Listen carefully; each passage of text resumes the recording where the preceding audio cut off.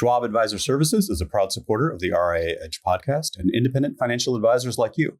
When it comes to your independence, Schwab Advisor Services is all in. They provide industry-leading custody services with no AUM minimums, no custody fees, and digital onboarding for starters. With Schwab, you'll be backed by some of the most passionate folks in the industry with over 35 years of experience helping firms of all sizes. To learn more about everything Schwab can do for you, visit advisorservices.schwab.com. Hi, everyone, and welcome to the RIA EDGE podcast. I'm David Armstrong. This week, we are at the Wealth Management EDGE conference in Boca Raton, Florida. Some 1,000 advisors and about an equal number from the broader wealth management ecosystem are gathered here, all talking about growth and building the future of the wealth management industry. Not just growth for the sake of growth, not as a business tactic for personal gain, although that's not discounted, but really a collection of advisors who are looking to create better businesses, more responsive businesses, and be in a better position to create better outcomes for their clients. There are many of these conversations going on at this conference, whether the focus is technology, business strategy, investment options. It's all here. Building the future of the wealth management industry as a personal services business is at the heart of it all. But with that, I did have the chance to sit down and talk to Taylor Matthews, who's the co-founder and CEO of Farther Finance, a very interesting RIA. Taylor and his team have built a different kind of RIA. And I remember when speaking to him early on after he founded the firm, I was impressed by his focus on improving the experience, not just for the end clients, but for the advisors who work there, trying to solve for many of the complaints that advisors have around their disjointed technology, their clunky workflows, their repetitive administrative tasks, et cetera. And the belief of him and his co-founders is that if you take a technology-first approach to the advisor's day-to-day, if you can improve the efficiency of the advisor, that's like a growth accelerant. He explains it a lot better than I. I will say this was recorded at the conference, so forgive some audio imperfections, but I enjoyed the conversation, and I hope you do too. When you first started, tell me a little bit about the environment that you found yourself in the RIA space. In other words, I guess I'm asking, you mentioned that you saw the fractured nature of what a lot of advisors have worked with or had to deal with inside their firms. We still talk about the tech stacks that are not connected and the stuff that's breaking down all the time and no interconnection between what they need to do. Is that a problem that's being solved? I know that you're solving that problem at your firm. When you talk to advisors out there in terms of recruiting, are these some of the same complaints still? I hear the same things now as I heard then. And I think just being here, we see a lot of the same problems viscerally every day. You kind of have two choices. You can grow and move out to start your own RIA or join a firm, and that firm is going to have a tech stack. It's a weird thing that our industry does that not everybody seems to. But you're going to find a CRM, a custodian, a performance and analytics engine, probably proposal tools, AI chat software, whatever it is that is going to help you run your business. And there are varieties of options on each of those. And then you're hopefully going to pair them together and have them integrate with each other. I think some of the challenges that we see is that, all right, well, it's great that all of these firms exist and they all provide fantastic products, I'm sure. But fundamentally, they don't talk to each other. And that data management layer is disconnected. And you still end up spending a lot of time on technology that should be spent on your client base. And let's be honest, every firm is using the exact same set of technology. So if you are thinking that you're differentiating yourself in some way with your particular tech stack, it's probably not. There are at least hundreds of firms who've probably made the exact same choices that you have. Our approach is a little bit different. Is rather than having that constant screen shifting and moving from tab to tab, or different, often siloed app from one to the other, what if we just built it all together and made it all just work natively? So that's what we built, that one app to be, call it the iOS to the rest of the industry. Yeah, interesting. When you started, you were finding advisors where were your first, were you doing it yourself? I mean, I was the first advisor. You were the first advisor, okay. Then the next few advisors that we brought to the platform, we paid them to sit in the seat to see if they could run a business on our very nascent platform. So they fortunately were very successful in starting and running a business. The first two that we hired are still here in that capacity. Then then it was just a matter of like proving that we could do it from at the next level of scale and the next level of scale. And I think as we progressed from our kind of origins with a very slimmed down version of what we have with limited functionality, we continued to gain in capability, and as we gained in capability, we were able to attract different types of advisors to the platform, and then over time that allowed us to gain in credibility as well. And so now when we look at the types of advisors who join Farther, they're coming from shops that they own themselves. They're coming from other large RIAs, independent broker dealers, wirehouses, the full gamut. But it took quite a while to build the capability set that was attractive to every one of those groups. Sure. And forgive me, I should know this, but did they come onto your form ADV? Yes. So everyone does. So they're branded Farther advisors, and they take your branding and obviously the tech stack. There are a small handful that are powered by Farther, but the vast majority of folks who join our platform do adopt the Farther brand. Mm-hmm. And does that internal tech experience for the advisor also have any flexibility in it in terms of if there's an advisor who prefers one potential workflow process versus another, or is the whole point of the firm that this is so efficient and takes so much off the plate of the advisor that there's no need for any kind of flexibility? Or the way that I would frame that is there's an awful lot of flexibility built in, but there are some core aspects of the platform that you would not want to change. So the premise is, what if you could shift all of that time that you're spending on interacting with the custodian or handling account maintenance or following up after your meetings, if you can abstract all of that away and push it to either the technology or a centralized servicing team that steps in when the technology stops, then you're going to be able to elevate your own performance. You're going to have more time to spend with clients or to spend prospecting for clients. Everything that we do is kind of baked into that concept. How do we return time to advisors so that they can be more productive in the ways that they want to be productive? What kind of metrics do you look at to gauge success or not in what you're trying to achieve? I know a lot of advisors look at, revenue per advisor or profit margins per client, or however it might be. What do you look at when you're making growth decisions, strategic decisions for the next business cycle, however it might be? What kind of metrics do you look at? Yeah, well, so growth per advisor, I think, is something that we care a lot about. Number one, because it tells us, are we actually solving a problem for them? Are they able to take that time that they have? Or first, are they able to have more time to spend on their clients and prospecting? And then, second, are they able to take that time and apply it to growing their book of business? I think a lot of the advisors who come onto our platform are attracted to Farther because of that promise of more growth. So we care a lot about that. As far as what that actually looks like, I think if I look at last year, the average net flows for advisors over $20 million in assets on our platform was about $14.5 million over the course of the year.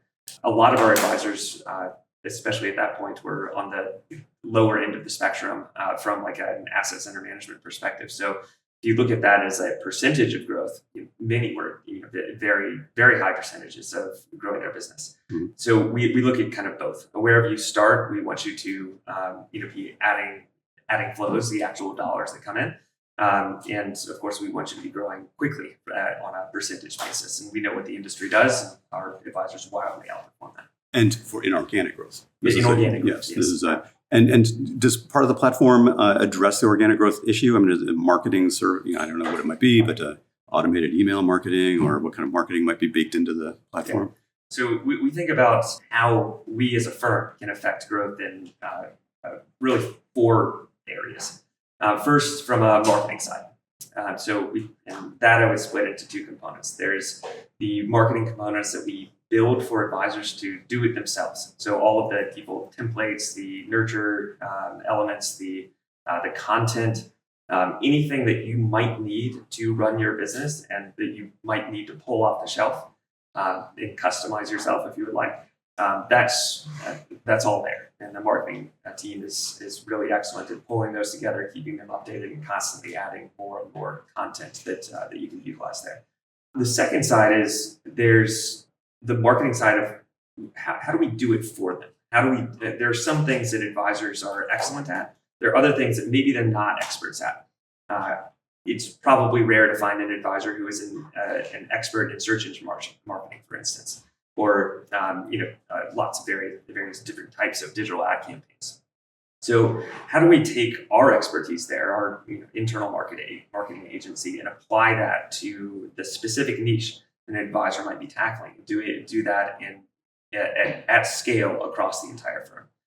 So that's number two. So do it for me, do it, and then do it themselves.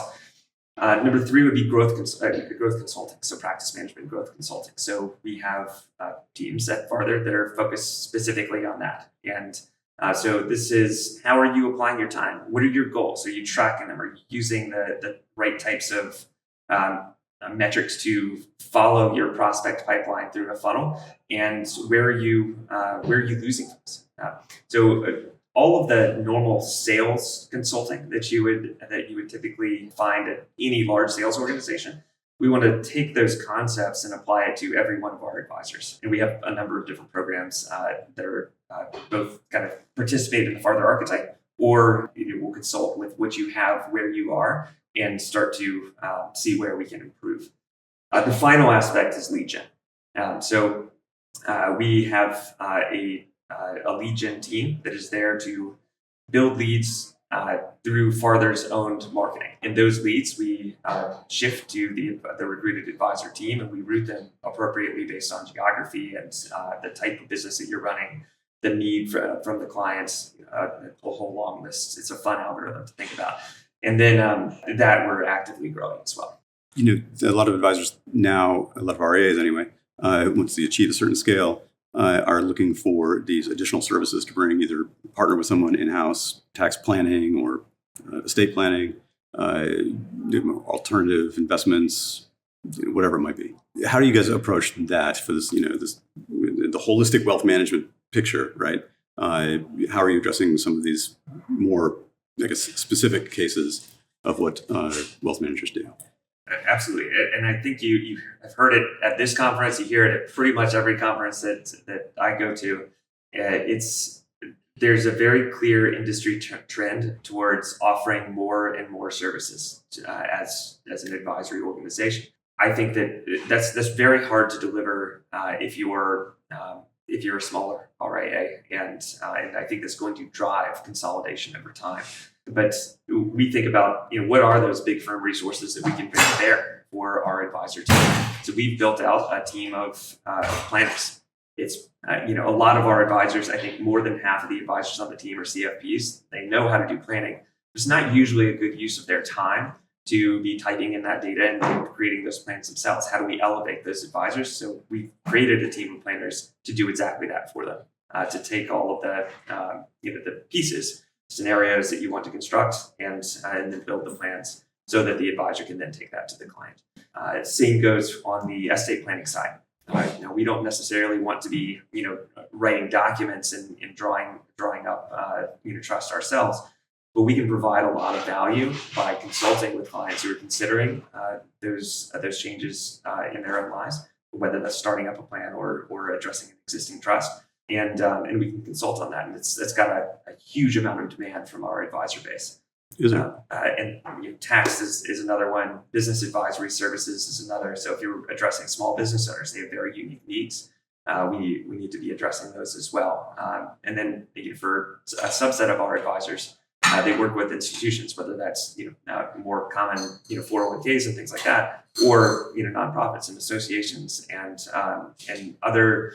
Maybe not directly client-related, but tangentially client-related aspects of their business that we can provide experts in, where you tap that expert on the shoulder when you need to use them, but they're probably not going to be there for every single one of your clients. And with these experts, internal experts that that the external-facing advisors can tap as a resource, they would not be client-facing necessarily. Often they're client-facing, Okay. yes. Okay. I would say less so on the planner side. It's more just an advisor choice. That certainly can be.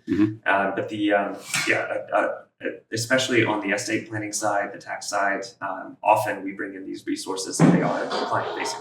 Okay. Portfolio specialists are client-facing. If they, if there's a ultra high net worth client that needs a very bespoke portfolio that addresses unique needs, like we'll bring somebody from that team in and talk to the client directly. Yeah, it's my impression that a lot of advisors who deal with clients who are increasing their net worth aren't always fluent in the language of trusts and estates, advanced tax strategies. And so maybe they could have a conversation with a client and they don't even realize that there's a problem that is that they've discovered that perhaps a trust or a certain kind of tax planning strategy could address.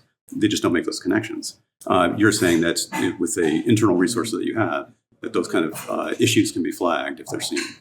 That's exactly right. And think about it from a client perspective.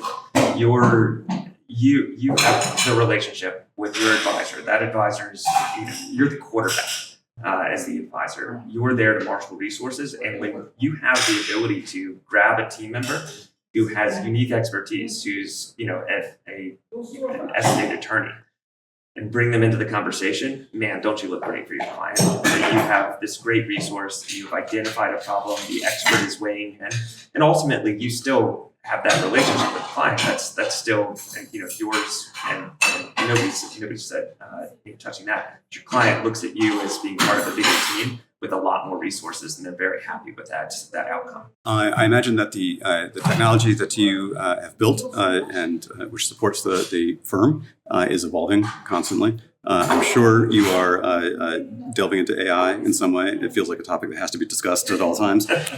So I will ask, how are you approaching it, and how are you guys approaching AI or large language models? What are you doing in that space? So much to say on this topic. Yeah.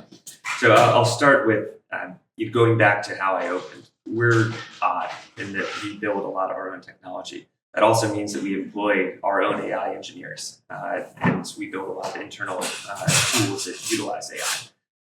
That starts actually with just being able to develop software, utilizing AI, and being able to run at much faster paces of pushing features out because of that. So you're using AI in the code development of the platform itself. Exactly. And that's true for our engineers, our product designers, and our product managers. All of them have pushed out features that even if they don't know how to code, using tools that we have built internally that allow folks to move a little bit faster on our code base and sometimes push out features themselves. Then we have a number of tools that utilize AI kind of throughout the advisor's business. We focus mostly on where can we return time to the advisor team. So I think everybody's kind of familiar with the chat apps, and of course we utilize the AI for that. Where we found some more interesting use cases is how do you take, say, an outcome of a meeting? Let's construct that proposal, and again, in one environment, pull all that data in, extract it from whatever statements that you're getting, and have a proposal ready to go in minutes. That's a tool we recently rolled out. We also have an internal AI chatbot that has access to not only all of the CRM data that you would typically have, but also every piece of data across our platform in our own data lake. So that is a very powerful tool to be able to generate insights for clients and surface opportunities for them.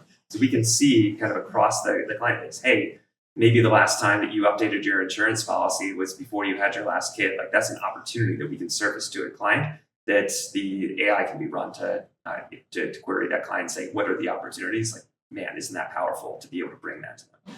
We also have, because of how we've built our platform, access to a lot of client information that is not housed on Farther. So bank accounts and credit cards and mortgages and loans, all sorts of different pieces of your financial life. Is this aggregation tools that you've built? Aggregation tools, both like the standard ones as well as some that we've built ourselves. And then, and again, being able to surface opportunities across that set of aspects of your financial life. So it's more and more we're seeing opportunities for advisor clients, facing use cases for these types of things.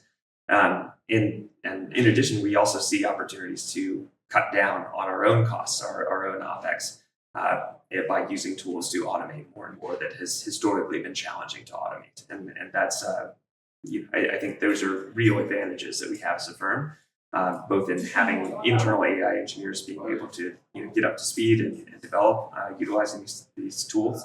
And we as a firm and the advisors at our firm reap the benefits of having that resource. It's interesting you mentioned data lake, and I know enough to be dangerous here, but this is something that's increasingly coming into the RIA space. Obviously, large enterprises have had this for a while, but in the RIA space, the wealth management space, increasingly happening. Talk about the importance of that. It used to be the who owns the data, right? Where's the data? Who is the client data? The RIA's data? The vendor's data? Where's the data live? Who owns it? Talk to me about the importance of having a data lake and having a self-contained data set that sits on top of your firm that is folks tap into, as opposed to you sending out to other. So maybe one of the ways to illustrate the advantage here is to talk about like real life use cases where data isn't available all of a sudden.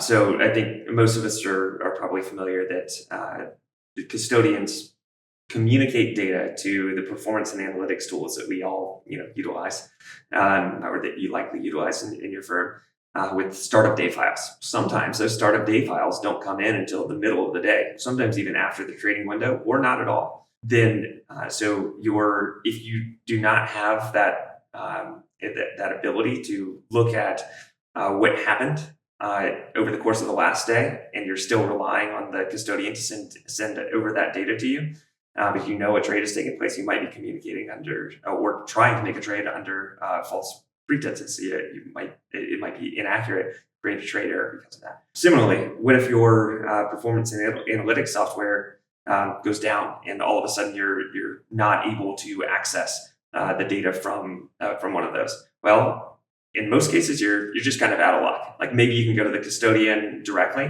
and hopefully they're up to date, and you can just to use that resource, whereas you typically wouldn't have. Alternatively, because we have our own, we import all of that data from custodians and any other tools into a central resource that we keep track of. We can always access it. And so we always know what that golden record is, that source, the single source of truth is in our files, as opposed to something else that we may not be able to rely on. And I'm going to poke fun at the performance and analytics tools for a second. If you look at the big ones, Orion, Envestnet, both of those firms were founded in 1999, I believe. Mm-hmm. Black Diamond was founded in 2004. None of these are cloud native. They're not. They're built on older architectures that are not as responsive as you might want them to be in 2025. Mm-hmm. Being able to build on modern technology rails addresses some of the shortfalls of those platforms and allows us to, I think, deliver a better product to our advisors and to our clients. We obviously went with the whole robo-advisor phase for a while there, and the idea that Betterment was putting crosses on advisors and this kind of thing, and that clearly was.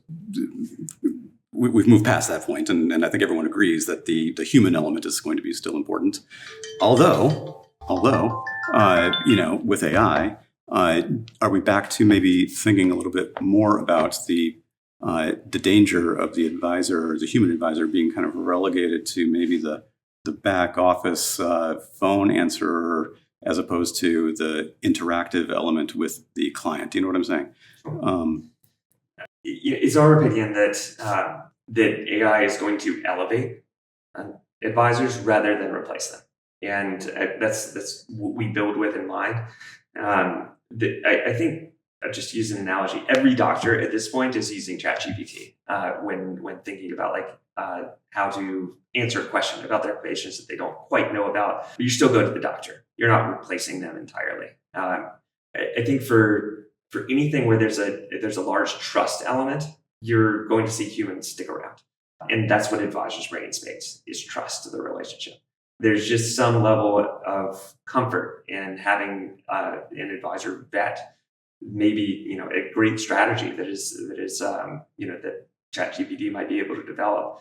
But are you really going to trust that system to place the trades and to follow you in an ongoing way? Like, we're just not there. Do I think that eventually we could get there? I think there's probably, for some subset of people, enough comfort with technology that is an interesting alternative. Just like robo-advisors are an interesting alternative to advisors today. But what I see is some of the best clients of those robo-advisors are the ones that leave, because they get to some level of wealth, some level of complication, of complexity, where it's time to bring in a professional and time to rely on some additional resources. I think that persists well into the future. I'm just thinking of this idea of, I guess, maybe personal capital. I don't even know where they are now in terms of their growth phase. But this idea that the CFP is the one sitting behind the technology. The client interacts mostly with the technology.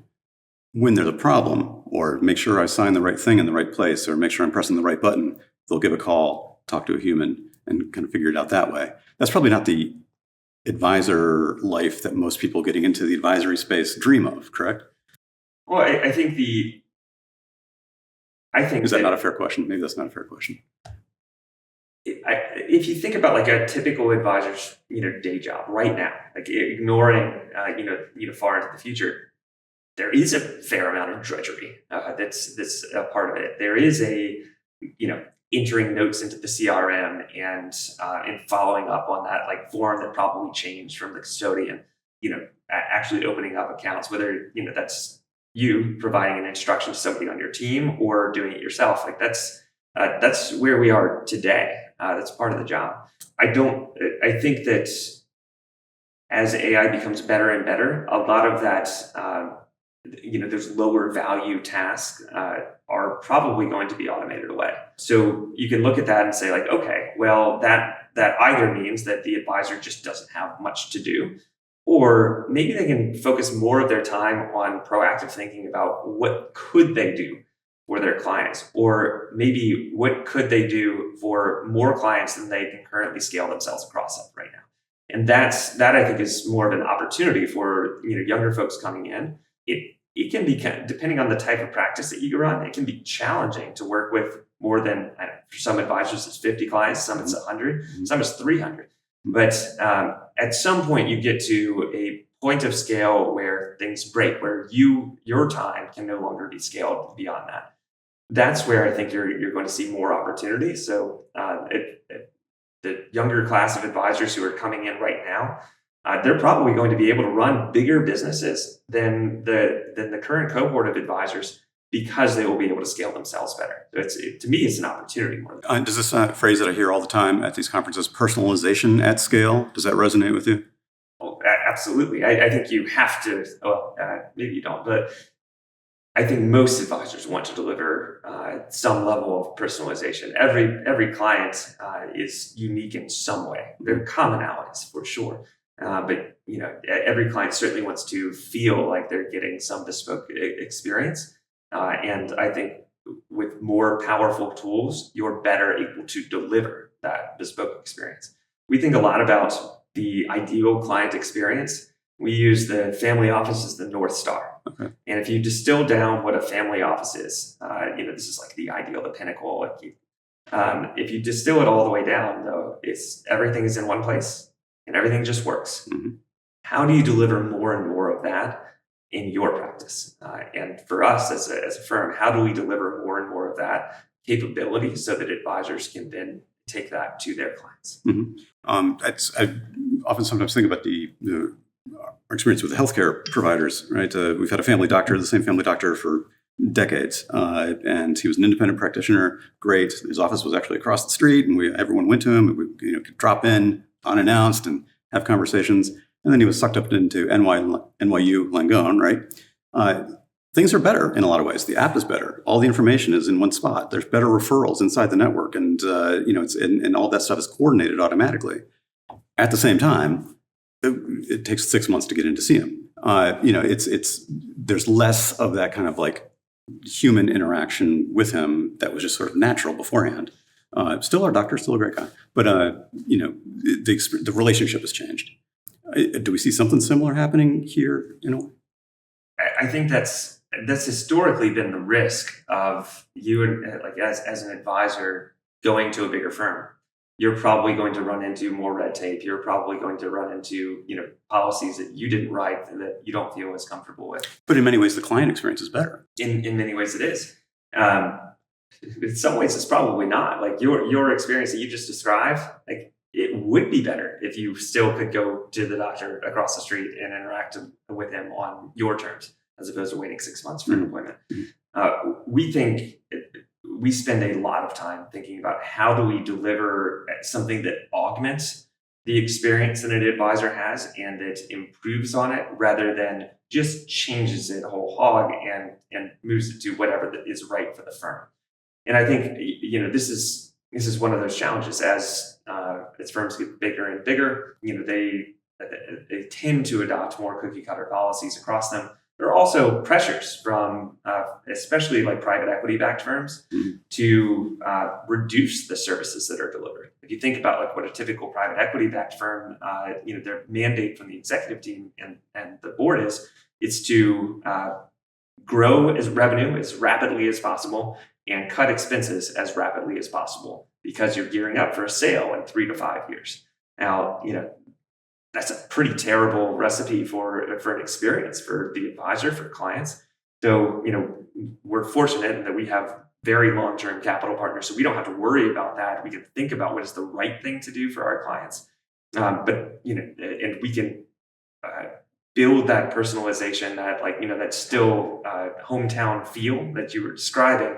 We can deliver that at scale without having to worry about, what multiple are we going to sell the business at in a couple of years. I hear all the time, though, that these PE-backed firms are often patient capital, and they're happy to just lend their management expertise and collect a dividend. I guess, I don't know, but I would imagine if you had limited partners, they're probably going to want some kind of. They're not patient capital. There's very, very few permanent capital vehicles out there. So you have to be very thoughtful and do your due diligence on the firm that you're joining. If nothing else, know what the timeline is, because there is a timeline. And that's true of virtually everybody that you're going to run up against who is private equity backed. I'll give an example, ourselves. We're lucky to avoid a lot of this debate because we have partnered with institutional capital providers that are on the VC side, so they're investing with on a decades-long endeavor. That's what we pitched, and they're able to continue holding the investment that they've made in us pretty much indefinitely, because they have continuation vehicles that are in fact very long-term capital. They can return capital to LPs. And then hold it in a different fund with a different mandate. There are not a lot of private equity plays that are similar. That are doing that same sort of thing. Then talk to me then a little bit about the future for you. Where does this go now? I imagine there's going to be more technology development, getting incrementally better at what you do. Anything that's kind of transformative on the horizon that you see? Maybe either in terms of your firm or just the industry in general. And you can't say AI because we've already talked about it. Well, that takes a big one off the table. Yeah, big one off the table, but there is something there. You can say AI. What I would say is, I do see that the industry is likely to consolidate further. I think clients have a different expectation, especially clients who are asset accumulators now have a different expectation about what a wealth manager ought to provide than perhaps the generation that most advisors have served, the boomer generation. So I think that investing in technology and experience in meeting that client where they are and with a consumer tech experience that is comparable to everything else in their personal life is going to be necessary for this next generation of wealth. So that's one. I would also say that the types of resources that clients are going to expect for a given level of fee is going to continue to increase. And that I don't think that alone drives a lot of consolidation. Inertia is a very powerful force, and most clients tend to stick around. But again, for that net new generation of clients, they are going to make a decision based on what are your firm's capabilities in addition to yours. What resources can you bring in addition to the expertise that you provide.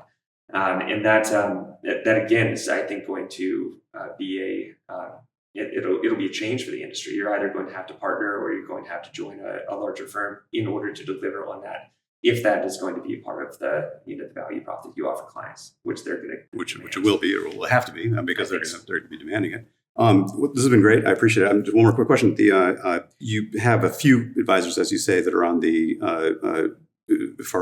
powered by farther platform.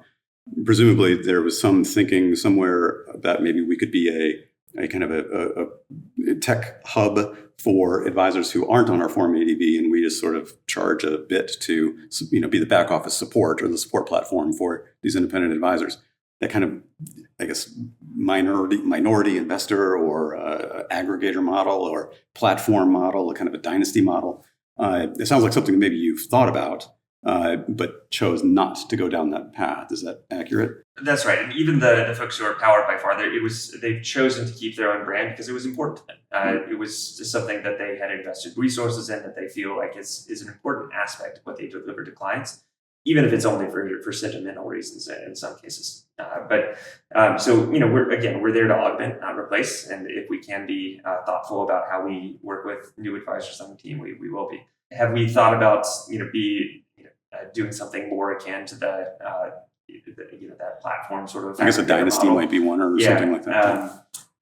Yes, we've thought about it. We've thought about opening up our technology, to advisors who are not on Farther. For the moment, we've decided not to go down that path. Will we ever? Maybe. But it's just a very powerful tool and resource for the advisors on our team, and we see a lot of value to unlock for folks who join us in the model that we have right now first. And we'll maybe revisit in the future. Taylor, it's been great. I really appreciate it. Thanks for joining me on the RA Edge podcast. Thanks for having me.